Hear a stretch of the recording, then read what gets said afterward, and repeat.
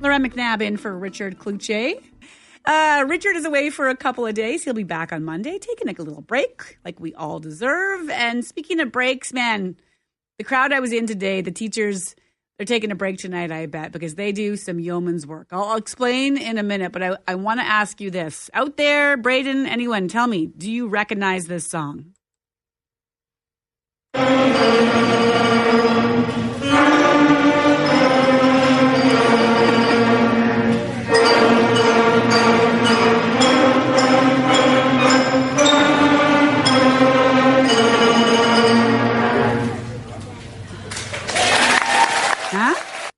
Braden? I got an idea, and I'll tell you the reason if I get it right. Okay. Is it hot cross buns? It sure is, baby. The only reason that I know that is because I played the bass clarinet in school. Sure you did. Oh, yeah. Don't even know what a bass clarinet is. It's a big clarinet. And they gave it to me because they were like, he's not going to be here half the time. He's going to be at different sporting events. He's going to miss classes. And I remember sitting in my kitchen playing hot cross buns. I didn't know. All I knew was the, like, A or B. I didn't know like A minor or anything like that. So anytime it was A minor, I would just play A. Yeah. Can't do that apparently. Honestly, I want to talk about band right now for a variety of reasons. You know, were you in one? Are you still in one now? Are your kids in one? Are they musical? How do you get them into music? Hot Cross Buns is probably a song you either played it on your recorder. You played it when you were in band. I love that you were given. They didn't set you up for failure, Braden. They basically just knew you were going to fail. Yeah, it was a good call. Yeah, they didn't want to give me something important, right? Like, well, the bass clarinet's a pretty important instrument, but they didn't want. I get what your teacher was doing, so kudos to her. I mean, this week. Every day this week, thousands of kids are moving in and out of the convention center in Winnipeg to showcase what they've learned in school band, like Hot Cross Buns. So it's one of several annual concerts that are put on through the schools in this province. And over the past few years, it's some really great news. They've seen some 20% growth, 20% growth in the number of bands participating. And the size of some of them are huge. I was talking to one of the directors, and he said 137 people in one of the bands. Like, can you imagine? That would just sound amazing. And so I wanted to talk about music in your life, in your family, and in your school. Brent Johnson is the executive director of the Manitoba Band Association. He has been helping to run this massive concert down at the convention center. And what they do, it's really neat. I'll listen, this is a bit not altruistic. My son was in it, and I was curious about it, and I went down out of curiosity today, and sure enough, they don't just go down there and perform. They've then brought in like adjudicators and judges from across the country. There was one from Western, one from here at home, one from BC. They listen, and they don't give the kids a score. They then go up and try to help them improve their song. It was just a really cool thing to see. And I thought to myself, I like what's happening here. I like hearing now that we're seeing this growth in the kids and the bands participating. And Brent Johnson with the Band Association says he really thinks, tell me what you think about this, he thinks we need band in school now more than ever before.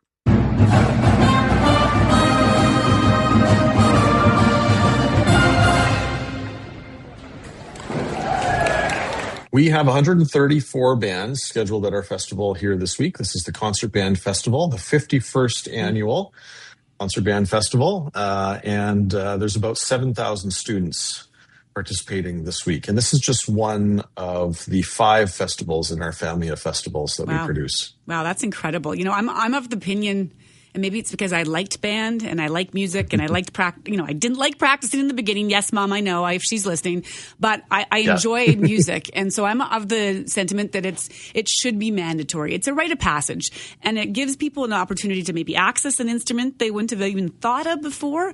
But more than that, I just think the experience of putting yourself out there for something where you know, it comes out making this weird noise, Brent, you don't know what you're doing. And eventually, if you persevere, man, you can really enjoy yourself.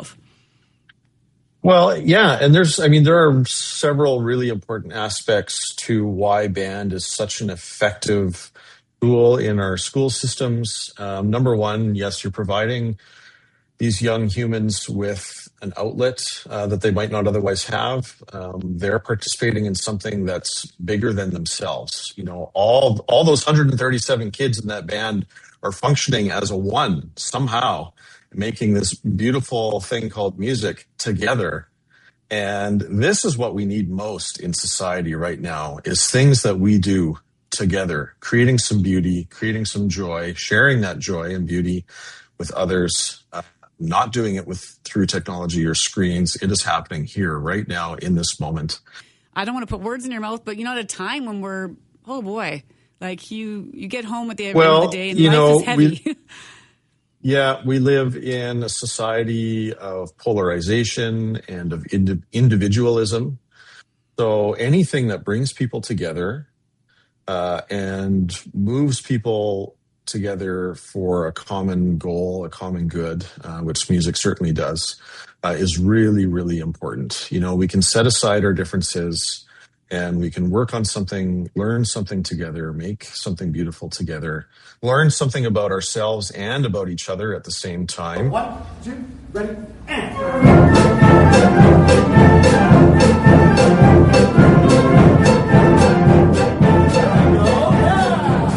That's where that empathy piece comes in. Because when it's just you and a screen, it is so easy to forget anyone else in the world exists.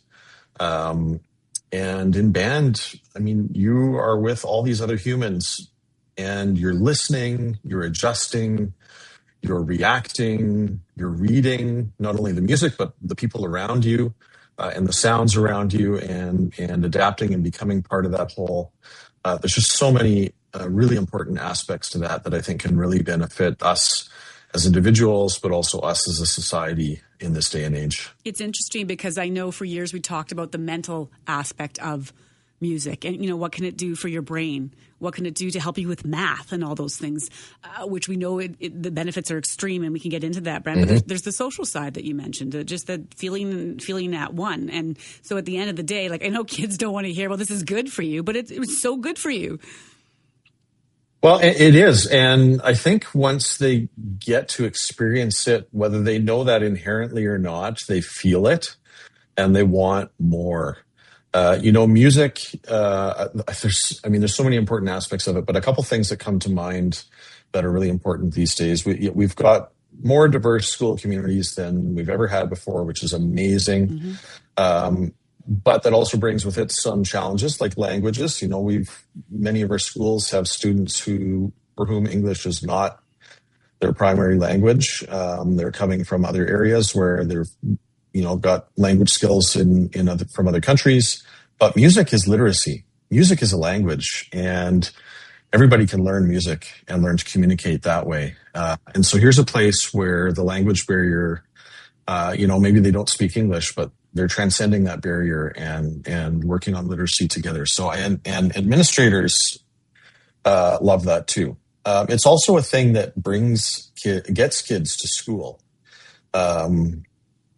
And that is, in these post-COVID days, schools are still struggling with attendance and getting kids to come back regularly. And this is one of the things that's driving kids to get out of bed and get to school in the morning.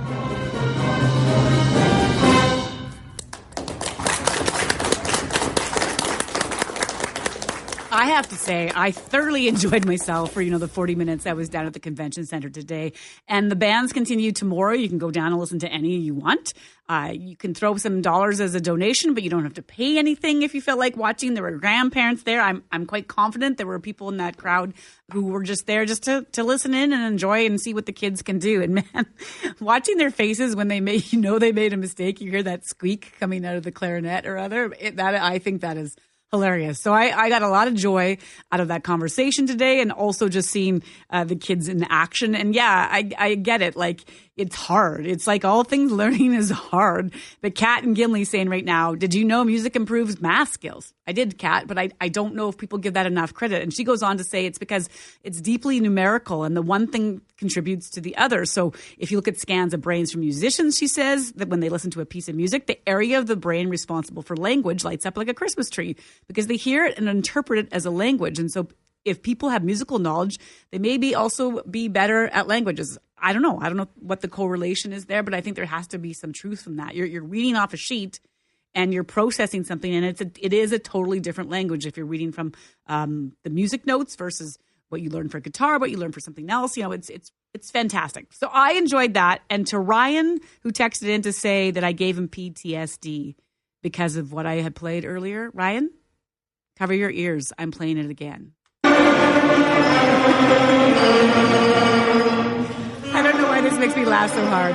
It's because we all played this song. He says this is giving him some flashbacks from elementary school. And you know what, Ryan? I'm sorry, but hot cross buns, man. It's just simply where it's at. You're listening to the news. Loren in for Richard. We're going to speak to Christian about what's coming up in his show just after 7. But first, we're going to check a little bit of weather next.